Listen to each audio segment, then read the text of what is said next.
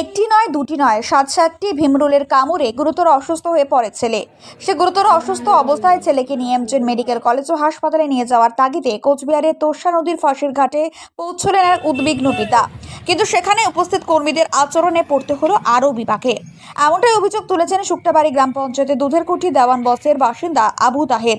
ঘটনায় ব্যাপক চাঞ্চল্য ছড়িয়েছে।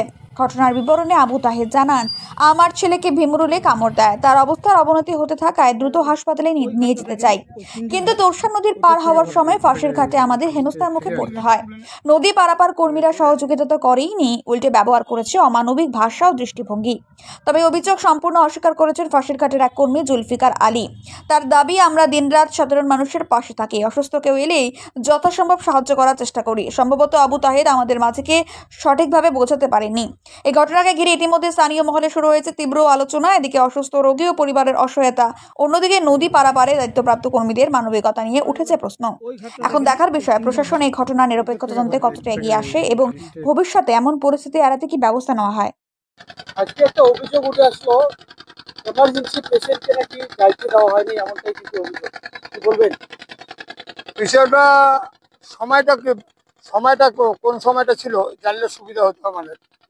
9:30 9:30 থেকে 10টার দিকে এরকম সময় হলে এখানে স্কুল পড়ুয়া যারা আছে, ছোট ছোট বাচ্চা এবং মহিলারা, এদের জন্য আলাদাভাবে একটা নৌকার ব্যবস্থা করা থাকে।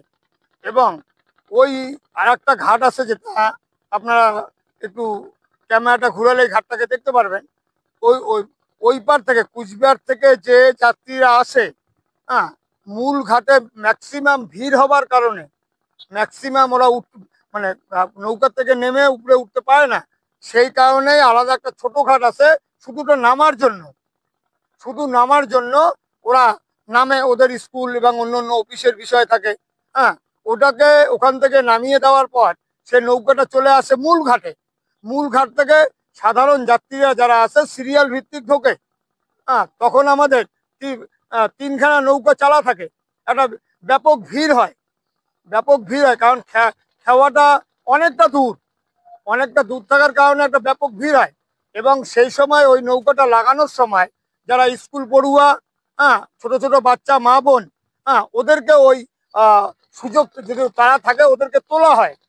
হ্যাঁ, এবার এমন কোনো নজির নাই যে আমাদের ফাঁসির ঘাটে কোনো ইমার্জেন্সি পেশেন্ট আসবে আর মাল্লাদেরকে বলবে সে পার করে দিবে না।